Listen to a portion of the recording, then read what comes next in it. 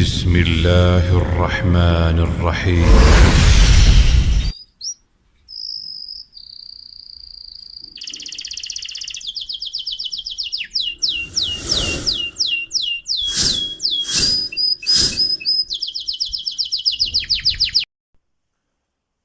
عزتمندو مؤمنان و مسلمانان ورونو، تاسي غواړئ چې قرآن عظیم الشان مو په نظره باندې په اساني سره زده سي او بیا د حفظ د یادېدا دپاره تاسو ته لاره اسانه سي، نو دا نننی درس له موږ سره ډېر په غور او ضروري وګورئ او تر نورو مسلمانانو یې هم ورسوئ.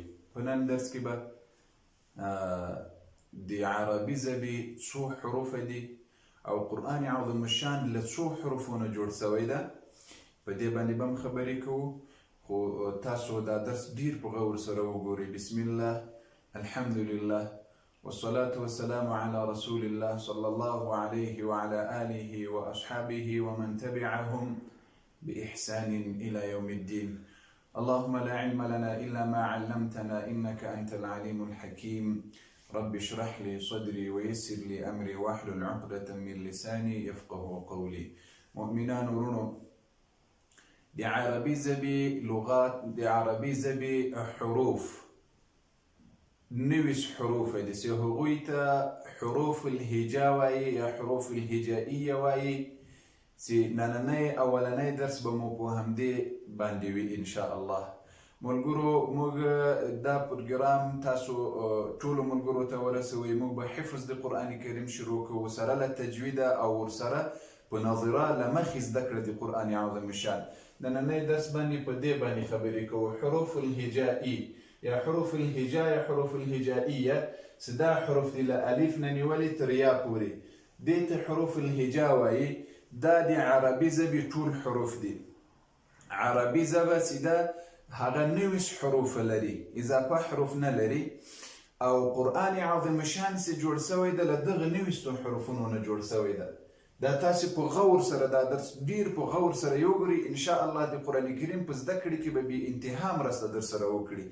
حروف الهجا 90 دي. دغه 90 حروفونو نه قرآن عظیم الشان جوړ سوی ده. د قرآن عظیم الشان ټول حروف چې په قرآن عظیم الشان په 10 سپارې کې دا 90 حروفونه دي، نور حروفونه پکې نشته. د عربي ژبه ټول دغه 90 حروفونو نه جوړه ده. مؤمنان ورونو، دغه حروفونه په غور سره زده کړئ، د دې په وخت د وصل کې، په وخت د حرکت کې، په وخت د سکون کې زه اوس تاسو ته ښیم، تاسو یې په غور سره زده کړئ. دغه حروف الهجا دا اصلا 15 مخارج رئیسیه لري. دا د حافظانو دپاره لیلی به په تجوید کې اشاره ورسره وکړو چې د دوی نورم درسونو ته شوق او توجه ورته وسي. د حروف الهجا 90 دي. حروف الهجا 90 حرفونه دي، له الف نه تر یا پورې دا 90 حروف دي. دغه 90 حروفونو نه قرآن عظیم الشان جوړ ده. بیا له دې نه وروسته دغه 90 حروفونه 15 رئیسي مخرجونه لري، عام مخرجونه، هغه جوف، حلق، لسان، شفتین او خیشوم ده. دا زده کړئ ای حافظانو د قرآن او یا هغه څوک چې حفظ ته انشاء الله اراده لري او یا یې حفظ کړی وي. دغه 90 حروفونو نه چې قرآن عظیم الشان جوړ ده، دا 90 حروف نه 15 مخارج عام یعنی مخارج رئیسیه لري. بیا په دغه 15 مخارج رئیسیو کې 18 نور مخارج د حروفونه لري. په دغه 15 مخارج رئیسیو کې جوف، حلق، لسان، شفتین او خیشوم ده، زبه ده، پزه ده، د پزې ده تینکې دي او شونډې دي، او جوف ده، جوف د ستوني په د مرۍ دغه حصه ده، او د حلق د تالو پورته حصه جوف ورته ویل کیږي، او حلق ده ستونی. دغه 15 مخارج رئیسي دي. بیا په دې کې نور مخارج 18 مخارج لري چې په دوهم درس کې به ان شاء الله الرحمن تاسو ته د دې ټولو حروفونو مخارج وښیو چې کوم ځای مخرج ده او له کوم ځای نه ادا کیږي. اوس خو مو دا وپېژندل چې حروف الهجائیه 90 دي. د عربي حروف ټول دا 90 حروف دي، او د دغو 90 حروفونو نه قرآن عظیم الشان جوړ ده چې الف او با تر یا پورې زه اوس غواړم تاسو ته فقط یو وارې دا تکرار کړم، بیا وروسته له دې نه تاسو ته زه ښیم چې په څه شکل باندې باید څو شیان باید مهم دي چې دا تاسو پکې زده کړئ. اوس مثلا الف با، ګورئ زور او زیر او پیښ نه لري، ښه زور او زیر او پیښ شد غړوندی مد علامه تنوین په ننني درس کې دا ډیر مهم دي، دا اوس تاسو ته ښیم او تاسو یې په غور سره واورئ. الف با تا ثا، ګورئ د با لاندې دا تاسو وپېژنئ هر وخت کې که دا ټکی په قرآن عظیم شان کې درته راغی لاندې یو ټکی و، یو ټکی دا با ده، که چېرته دا حرف درته راغی دا حرف او په سر باندې دوه ټکي و دې ته تا ویل کېږي، دا مو وپېژنئ چې د با لاندې یو ټکی ده. دا د هغو کسانو دپاره چې دوی که خویندې دي که میندې دي که سپین ږیري دي که ځوانان دي که ماشومان دي دا شوق لري چې قرآن عظیم شان زده کړي، خو هغه طریقه یې نه ورته معلومیږي. په دغه طریقه باندې به تاسو ته ټول اسانتي پیدا سي، اساني به درته پیدا سي. سا درته راغله کله وخت کې چې دغسې حرف په سر باندې درې ټکي وو نو تاسې پوه سئ چې دا حرف د سا ده، سا. بیا جیم د پسې د جیم او د ح د خا فرق نه کېږي، ټول په شکل کې یو قسم دي، په لیکلو کې یو قسم دي، حروفونه یو شکل دي، جیم ح خا. تاسو به اوس فرق په څه شي کوئ؟ د جیم په منځ کې ټکی ده، د جیم لاندې ټکی راځي، زور او زیر او پیښ باندې وروسته خبره کوم، د جیم لاندې ټکی ده، تاسو وګورئ دا جیم ده، تاسو به معلوم شي چې دا د جیم حرف ده. ح ده، نه پورته ټکی لري نه په منځ کې ټکی لري، ح ده. خا ده، د خا فرق به څنګه ورسره کوئ؟ د خا په سر باندې د ټکی راغلی، د خا حرف چې ده په سر باندې ټکی راغلی، نو تاسو ته به د جیم او د ح او د خا په منځ کې فرق معلوم شي چې د خا په سر ټکی ده او د جیم لاندې ټکی ده. بیا ورپسې دال ده، زال ده، د دال او د زال فرق نه کېږي، تاسې به دال او زال څنګه پېژنئ؟ د زال په سر باندې ټکی ده، کله وخت چې د زال په سر ټکی راغی تاسې به پوه شئ چې دا زال ده دال نه ده. ښه را او زا، را او زا د را په سر باندې هیڅ شی نشته، فرق د را او د زا نه کېږي، کله وخت چې د زا په سر باندې ټکی راغی تاسو به پوه شئ چې دا حرف د زا ده د را نه ده. سین او شین، د سین او شین فرق نه کېږي، سین او شین په لیکلو کې حرف یو شکل ده، خو کله وخت چې د شین په سر باندې درې ټکي راغلل تاسو به پوه شئ چې دا سین نه ده، څه شی ده؟ شین ده. صاد او ضاد، صاد او ضاد هم په لیکلو په شکل کې حرفونه یو شکل دي، کله وخت چې د ضاد په سر باندې ټکی راغی نو تاسو به پوه شئ چې دا صاد نه ده ضاد ده. طا ظا شکل په حرف شکل یو شی ده، حروفونه یې یو شی دي، خو کله وخت چې د طا په سر ټکی نشته د ظا په سر ټکی ده، ظا.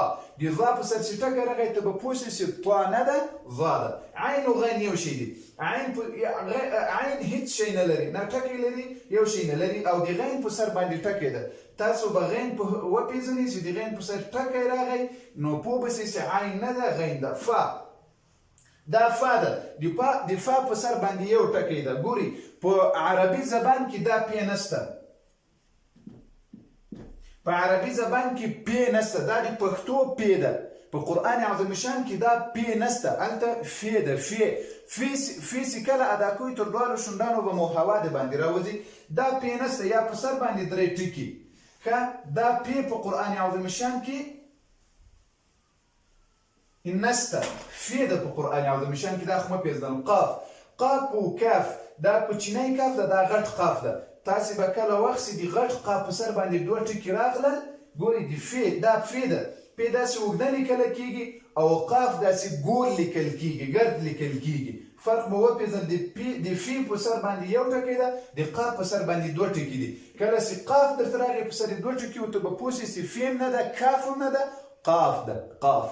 او کاف دا ده، دا کوچنی کاف ده، دا لام ده، دا میم ده، دا نون ده، دا هی ده، دا وو ده، دا لام سره له حمزه الف ده او یا ده. دغه حروفونه حروف الهجا دي. عزتمندو مسلمانانو ورونو دا په غور سره زده کړئ. قرآن عظیم شان له دغو حروفونه جوړ ده، قرآن عظیم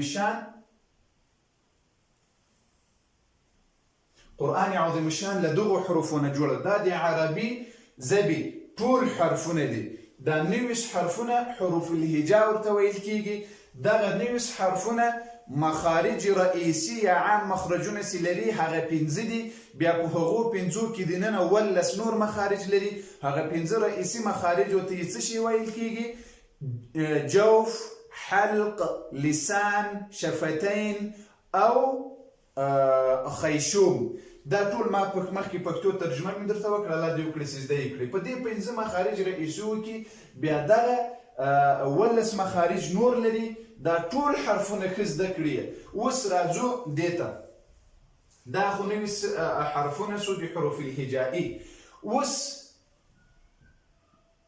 الف ده دغه علامه زده کړئ. ب ده دغه علامه زده کړئ. ت ده دا علامه زده کړئ. دا شیان که مو زده کړل ټول قرآن به مو زده سي او په ټول قرآن عظیم شان کې به اساني درته پیدا سي. دا د زور علامه ده. دغه د زور علامه ده. ګوري دا اوږد، دا زور. دغه زور که په دغه ټولو حرفونو په سر باندې راغی، دا زور که د دغه ټولو حرفونو د دې 19 حرفونو په سر باندې راغی، مثلا الف زر ا، ب زر با، ت زر تا، دا علامه ورکوي د زور. د زور وظیفه اوس تاسو ته نورم ښیم. د زور وظیفه دا مو وپېژندل. زور الف زر ا، بی زیر بی. ګورئ دا بی ده، د بی لاندې دا زیر ده. دا مو وپېژندل، دې ته زیر ویل کېږي. کله وخت چې زیر د دې 19 حرفونو لاندې راغی کته به یې ګوري د زیر علامه کته راځي. هر وخت چې زیر راځي د هر حرف لاندې کته راځي. ګوري د هر حرف لاندې کته راځي. داس به نه وایي چې با یا ا یا تا. ګوري بی تی سی، بی تی سی. لاندې ټکي چې لاندې وخت کې چې دغه اوږده علامه راغله دا د زیر علامه ده. که په سر باندې راغله دا د زور علامه ده. او که زور او زیر دا خو مو زده کړل. اوس دا وو غوندې چې لکه د تی په سر باندې راغلی، دا وو غوندې. دا د وو علامه چې د دې 19 حرفونو په سر باندې راغله دې ته پیش ویلی کېږي یا پیښ. دا به او بو تو ثو. د پیش علامه همدا ده. دا د پیش علامه ده. دا مو زده کړل که د هر حرف په سر باندې راغی څه قسم بیا ادا کوئ؟ او بو تو ثو. دا پیش، دا زیر، دا زور. دا اوږده علامه چې د هر حرف په دې 19 حرفونو په سر راغله زور، لاندې راغی زیر، په سر باندې راغی پیښ. دا خو مو زده کړل. ادا کېدا مو زده کړله. الله دې اجر درکړي. کوشش وکړئ چې نورو مسلمانانو ته یې ورسوئ. اوس د دغه زور و زیر و پیښ خو مو زده کړل. اوس له دې نه وروسته تاسو ته څه شی ښیم؟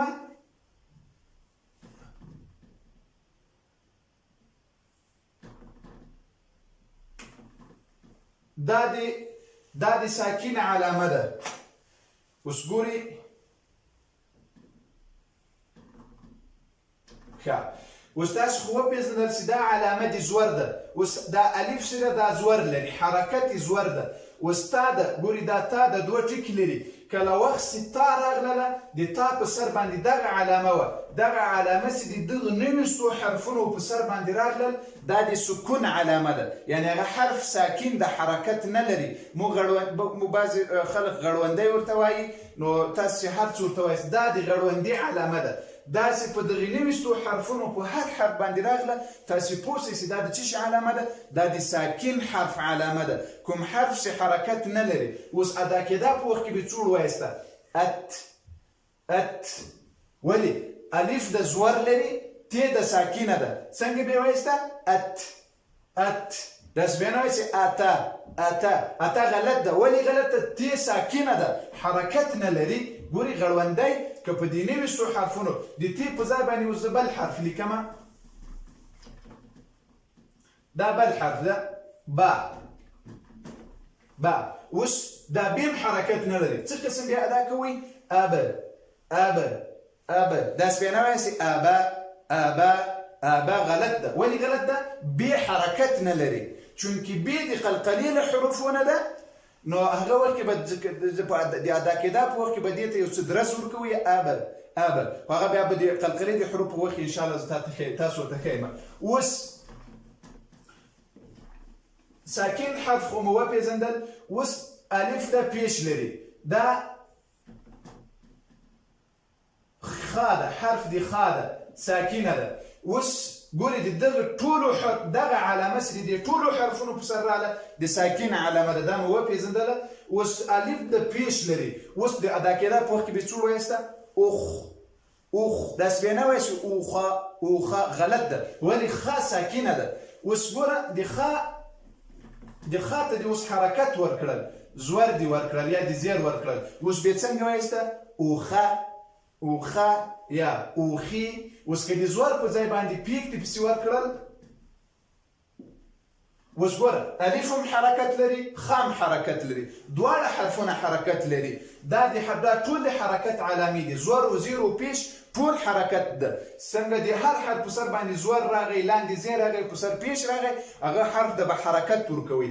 که کله وخت دغه علامه ورباندې راغله، دا د سکون علامه ده، په دې هر حرف باندې چې راغله هغه حرف ساکن ده. اوس الف د پیش لري، خ هم پیش لري، اوخو دواړه حرفونه حرکت لري. اوخو یا مثلا الف دم زیر لري، خ دم زیر لري. ایخي اوس بیا داسې نه وایسي اخ. ګوري په دغه حرکتونو کې تا ته دا نه ده چې تی ووایې غلط ده، چې وایسي اخ غلط ده. ولې؟ خ هم حرکت لري او الف هم حرکت لري. که اوس د خ مثلا خ په سر باندې علامه د سکون راغلی ده، اوس بیا څه وایسته؟ اخ یا د الف په سر زور ده، اخ یا یې پیش ده، اوخ. دا مو زده کړل، د ساکن علامه مو زده کړه. دغه علامه چې د دغه 29 حرفونو په هر یو باندې راغله د سکون علامه ده. اوس تاسو ته په بل حرف کې مخیم. اوس دا علامه درته کوم په قرآن عظیم الشان کې دا جیم ده، دغه علامه ډیره راځي. دا علامه دې ته شد ویلی کېږي، شد. د دغه حرف ګوري، د دغه حرف غوښتنه له مخکینی حرف نه دا ده چې زه ساکن یم، دغه علامه چې په هر حرف باندې راغله، د دې غوښتنه له مخکینی حرف نه دا ده چې زه ساکن یم، ماته حرکت مه راکوه. د دغه حرف د دغه علامې مخکینی حرف نه غوښتنه دا وي چې ماته حرکت مه راکوه. حرکت معنا چې خوروه مې مه، داسې مې مه خوروه. اوس مثلا بیا ده، دا ده. اوس دا با، دا بیا تاسو ته اوس وښیم چې اسانه درته تا ده، خو د تا نه مخکې الف ده. د دې تی چې ساکنه ده، له الف نه یې غوښتنه اوس دا ده چې ماته حرکت مه راکوه، داسې مه وایه چې تا یا تی یا تو. څنګه بیا وایه؟ ات. ولې الف حرکت لري، تی ساکنه ده. د دغه علامې غوښتنه له مخکینی حرف نه دا ده چې ساکنه یم، ماته حرکت مه راکوه. ښه، اوس د جم نه مخکې تی ده، د تی په سر باندې زور ده، حرکت لري. جم ده، د جم په سر باندې شد ده، دې ته شد ویلی کېږي. بیا له هغه وروسته د جیم په سر شد او زور ده. د دغه شد په هر وخت کې چې په قرآن عظیم الشان کې د هر حرف په سر باندې دا شد راغی، نو د دغه شد غوښتنه له مخکینی حرف نه څه شی وي؟ دغه شد اوس دغې تی ته وایي چې ته له ما سره وجنګېږه. څنګه به وجنګېږي؟ تجه. ولې جون بیا حرکت هم لري، تجه. د دغه شد غوښتنه، دغه علامه د شد که په دغه 29 حرفونو باندې په هر حرف باندې راغله ده، نو د دې غوښتنه له مخکینی حرف نه څه شی وي؟ جنګېدل وي. مخکینی حرف ته وایي ته له ما سره وجنګېږه. که بیا چېرته د دغه شد په سر بل حرکت و یا لاندې حرکت و یا پیش و، بیا به هغه له بل حرف سره وصل کوي، حرکت به ورکوي. یعنې تجه. اوس دلته له جیم نه وروسته بل حرف ده بی ده اوس د بی په سر باندې غړوندی راغی بی ساکینه جمشد لري حرکت هم لري او تی حرکت لري اوس د دغه شد غوښتنه له تی نه څه شی ده د دغه شد غوښتنه له تی نه دا ده چې ته له ما سره وجنګېږه په څه شکل تجب جیم بیا حرکت لري بیا له دې جیم نه غوښتنه کوي دا بیا له دې جیم نه غوښتنه کوي چې زه ساکینه یم له ما سره وجنګېږه زه ساکینه یم ما ته حرکت مه راکړه اوس ګوره تجب یا مثلا دلته سی ده ساکینه ده بیا نه ده بل حرف ده ښه تجس دا سی له دې جیم نه غوښتنه کوي د سی په سر باندې خو دغه علامه راغله دا علامه د دغه جیم نه غوښتنه یې دا ده چې زه ساکینه یم حرکت مه راکوه د جیم په سر باندې شد ده دا شد له دې تی نه غوښتنه کوي چې ته له ما سره وجنګېږه راسره یو ځای شه خو بیا جیم وروسته له سی سره د ده حرکت ده ګورئ وجنګېدو بیا اوس ګوره د جیم حرکت چې زور ده هغه له سی سره جنګېږي سی ساکینه ده تجث ښه دا خو مو وپېژندل الله مو ژوندي لره اوس که چېرته د سی په سر باندې حرکت و بیا د دغه سی له جیم نه غوښتنه دا ده چې له ما سره به جنګ نه کوې له ما سره جنګېږه مه له ما سره مه وصل کېږه یعنې داسې ټکر مه را سره کوه زه خپله حرکت لرم ګوره تجث په مخکیني وار کې خو د دې په سر باندې علامه د غړوندي وه نو د هغې غوښتنه له جیم نه دا وه چې زه ساکینه یم ما ته حرکت مه راکوه اوس د سی غوښتنه له جیم نه دا ده چې زه خپله حرکت لرم ما ته حرکت مه راکوه ګوره جیم خو دغه ده شد د شد غوښتنه له مخکیني تی حرف سي ده د غوښتنې دا چې سره وجنګېږي اوس تجس د سی خپله حرکت ده داسې بیا نه وایي تجس غلط ولې سی خپله حرکت لري تجس یا مثلا د سی زیر ده بیا داسې وایي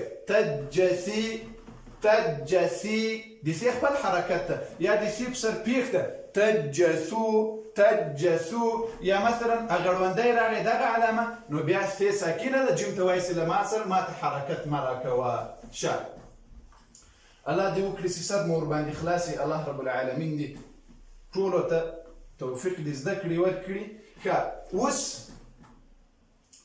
اوس دغه علامه دې چې شي ده په قرآن عظیم شان کې چې دا علامه راسي دا علامه چې راسي با یا الف ده دغه علامه غوښتنه دا علامه د مد ده دا په قرآن عظیم شان کې د مد متصل یا د مد منفصل په سر باندې مد طویل متصل یا مد طویل منفصل په سر باندې دا علامه راځي کله وخت کې چې د انواع د مدونو زیات دي بیا ان شاء الله په راتلونکي درسونو کې تاسو ته وښیم دغه علامه چې د هر حرف په سر باندې راغله دغه علامه دغه اوږده علامه د هر حرف په سر باندې چې په دې حروفونو کې راغله په بعضې حروفونه دي په دې کې چې د هغو په سر باندې راسي نو هغه به پورته کشوي په اندازه د 5 حرکتونو 3 4 د 6 حرکتونو په اندازه باندې به دا کشوي مثال به بیا زه تاسو ته وښیم ان شاء الله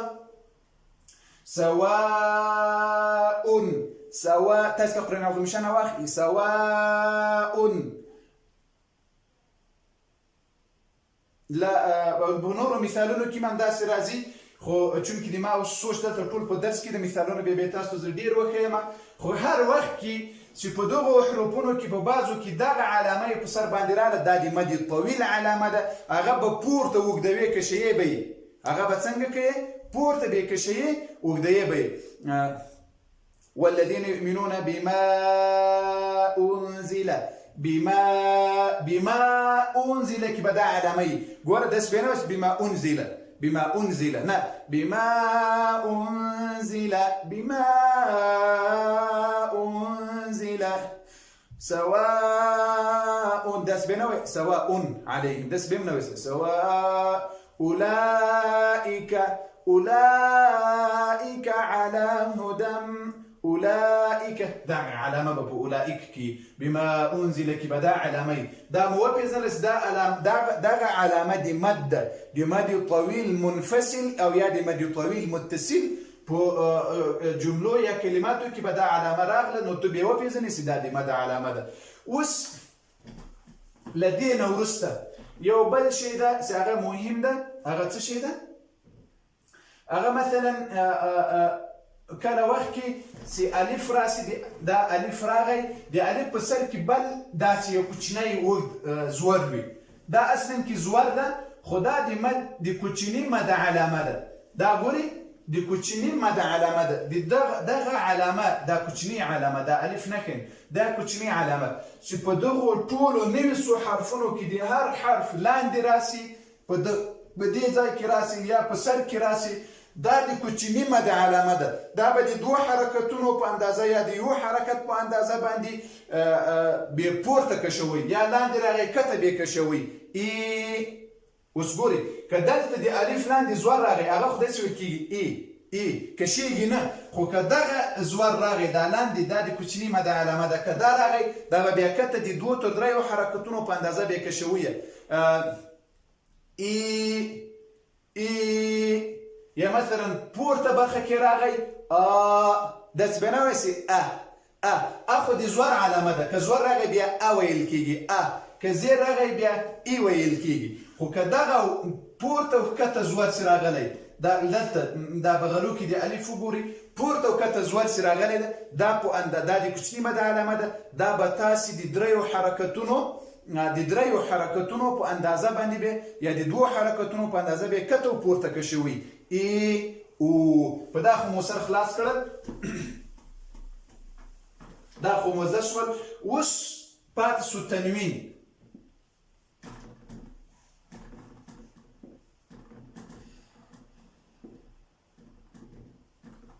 دې ته تنوین ویلی کېږي ښه دوه زورونه. اوس دا د ب حرف ده ښه ب ده دغه دوه زورونه چې په دې نوي څو حرفونو په سر راغلی دې ته دوه زورونه ویل کېږي. دا د تنوین علامه ده او دا د دوی زیرونو دا دوه زیرونه چې دي دا هم د تنوین علامه ده او دا د دوه پیشونه چې دي د یو په شکل دا هم د تنوین علامه ده. دوه پیشونه دوه زیرونه دوه زورونه لکه عظیم په اخري کې دا راغلي دي. هغه حکم د تجوید بیا زه تاسو ته وښیم. دا دوه زورونه دوه زیرونه او دوه پیښونه دا ټول د څه شي علامه ده؟ دا ټول د تنوین علامه ده. داسې راغلل تاسو به پوه شئ چې د تنوین علامه دوه زورونه دوه زیرونه دوه پیښونه او یا چې بل حرف نون ساکن ده دا هماغه دغه ده د تنوین علامې دي. ښه اوس په الحمدلله زه تاسو ته لیکم دا یو مثال.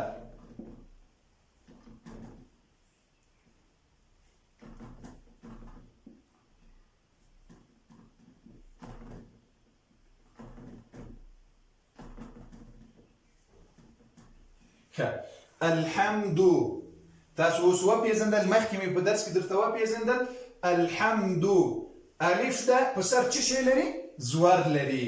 بیا ورپسې څه شی ده؟ لام ده څه شی ده؟ ساکن ده په سر باندې د سکون علامه ده غړوندی ده. تاسې دا اوس وپېژندل چې دغه علامه په هر حرف باندې راسي نو دا د مخکینی حرف نه تقاضا غوښتنه یې دا وي چې زه ساکن یم ماته حرکت مه راکوه. اوس د لام غوښتنه له الف نه څه شی ده چې له ما سره وجنګېږه خو ماته حرکت مه راکوه. داسې بیا نه وایي چې اله ولې لام ساکن ده. که چیرې د لام په سر باندې زور وای نو بیا به تا څه شی ویل؟ بیا به د اله ویل اوس زور نسته اوس څه شی ده؟ اوس علامه د غړوندي ده ساکن ده علامه د سکون ده نو ته به اوس دا لام ساکنوي حرکت به نه ورکوي ښوروي به نه. څنګه بیا وایې؟ یا مثلا په بل ځای کې ال راځي یا مثلا پیش د الف سر راغی لام ته به حرکت نه ورکوي. دغه علامه تاسې وپېژنئ دا علامه د سکون ده ساکن حرف ده له مخکینی حرف نه یې غوښتنه دا وي چې حرکت مه راکوه. اوس که دا خو مو وپېژندل. اوس له لام نه وروسته ح راغلې ده. ح دغه ح حرکت لري. دغه ح څه شی لري؟ حرکت لري. حرکت علامه یې څه شی ده؟ زور ده. دا هم زور ده. اوس میم ده. د میم په سر باندې هم لکه لام غړوندی راغلی ده. میم هم ساکن ده. کله وخت چې میم ساکن ده نو له مخکیني حرف ح نه یې غوښتنه دا ده چې ما ته حرکت مه راکوه، له ما سره وجنګېږه یا له ما سره یو ځای شه، خو ما ته حرکت مه راکوه. بیا دال د پیش لري، دال خپله حرکت لري. اوس ګورې ح له میم سره وجنګویه حمدو حمدو. داسې بیا نه وایي چې حمدو یا حمیدو یا حمودو. دا غلط ده، ولې میم ساکن ده. مخکینی حرف حرکت ح ده، ح به له میم سره جنګوي. حمدو حمدو. ښه اوس لله لله یا دا علامه. ښه ګورې لام اوس شد راغی. د دغه لام په سر باندې ما مخکې درس کې تا ته وویل شد راغی. کله وخت چې دغه شد راغی د دغه شد غوښتنه له مخکیني حرف نه څه شوي چې له ما سره وجنګېږه، را سره وجنګېږي، خو زه خپله هم بیا حرکت لرم چې هغه دغه تاسو ته مخکې وویل چې دغه علامه راغله دا به په دا د کوچني ماده علامه ده، دا به په اندازه د دریو حرکتونو یا د دوه حرکتونو پورته که شوي. لله لله لله. ګورې دا لام دغه شد د دغه بل لام سره جنګېږي. دغه لام زیر ده، دغه زیر باید له دغه شد سره وجنګېږي. دغه علامه دا د شد که په دغه نوي څو حرفونو کې د هر حرف په سر باندې راغله دغه لام به له دغه لام سره جنګوي. ولې د دغه شد غوښتنه له مخکیني حرف چې لام ده غوښتنه یې دا ده چې له ما سره وجنګېږه. لله دغه علامه بیا د دې ده چې دا دوم لام دا اولنی نه، دغه دوم لام به په اندازه د دریو حرکتونو پورته یا د دوه حرکتونو پورته کش کوي. لله دا هی د خپله حرکت لري چې زیر ده. الحمد لله. ټول قرآن عظیم شان که لیک فکر او سوچ غور پکې وکړي، ټول قرآن عظیم شان په همدغه شکل باندې آسان دغه نویستو حروفونو رب العالمین خپل قرآن عظیم شان جوړ کړی ده او په دغه طریقه باندې په اسانه طریقه باندې تاسو کولی شئ په ټول قرآن عظیم شان کې فکر او سوچ وکړئ. غواړئ قرآن اسانه زده کړئ، غواړئ په راتلونکي کې حفظ درته اسانه سي، نظره درته اسانه سي، دا درس په غور سره واورئ، تر نورو مسلمانانو یې هم ورسوئ. له موږ سره حفظ وکړئ، د قرآن زده کړه وکړئ، په نظره یې زده کړئ، تجوید هم زده کړئ. اولنی درس، دوهم او دریم درسونو ته له موږ سره اوسئ او دعاوې کوئ. په خدای ذوالجلال مو سپارمه. والسلام علیکم ورحمة الله وبرکاته. یوه خبره په اخیر کې درته کوم، څومره اجر چې الله رب العالمین ښوونکي ته ورکوي، الله رب العالمین تاسو ته هم درکوي. کله وخت مو درس ته نورو مسلمانانو ورسوه. الله مو مل شه، په الله مو سپارم. د الله په امان.